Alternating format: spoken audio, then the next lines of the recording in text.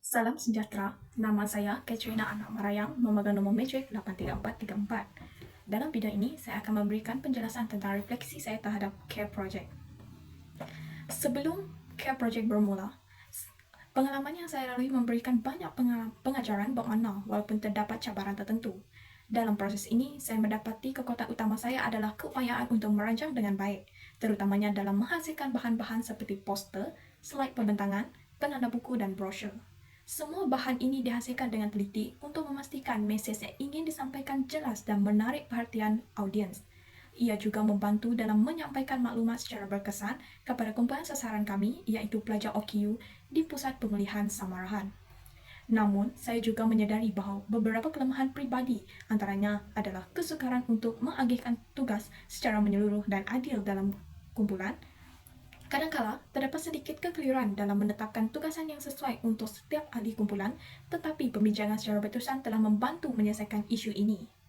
Proses pembincangan dalam kumpulan sangat bermanfaat kerana setiap ahli kumpulan berkongsi pandangan dan idea untuk memastikan projek ini dijalankan dengan jayanya.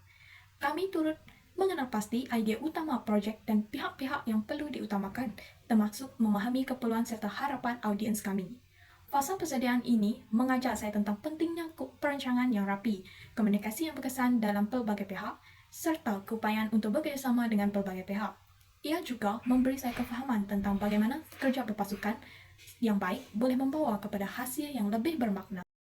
Fasa pelaksanaan projek merupakan salah satu pengalaman yang paling penting. Kami berjaya menyampaikan ceramah bertajuk What Next After the Milestone yang direka khas untuk membantu pelajar orang kelainan upaya memahami langkah-langkah yang boleh diambil selepas mencapai satu pencapaian penting dalam hidup mereka. Sepanjang pelaksanaan ini, saya mendapati kekuatan saya dalam aspek komunikasi. Saya dapat menyampaikan mesej dengan cara yang jelas dan mudah difahami oleh audiens. Selain itu, saya juga berjaya melibatkan audiens dalam sesi ceramah, menjadikan suasana lebih interaktif dan menarik. Walau bagaimanapun, saya menyadari kelemahan saya dari segi pengurusan masa, terutamanya ketika menjalankan beberapa tugasan tambahan seperti menyelaras aktiviti dan menyediakan bahan sokongan.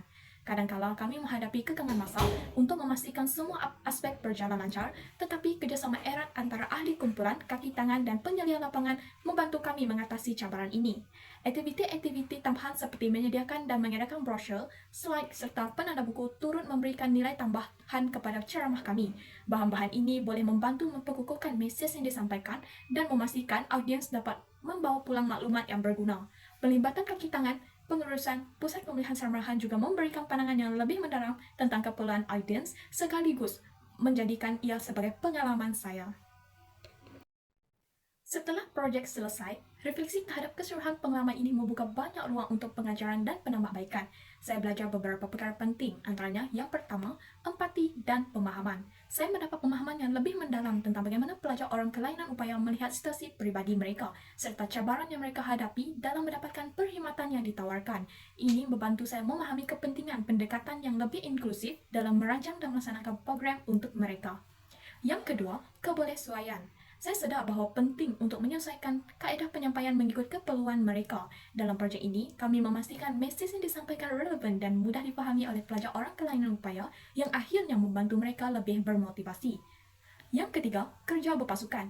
Sepanjang projek ini, saya menyadari bahawa kejayaan sesuatu projek bergantung kepada sejauh mana ahli kumpulan dapat bekerjasama dengan baik. Saya belajar untuk lebih menghargai kepelbagaian pandangan dan kemahiran dalam pasukan.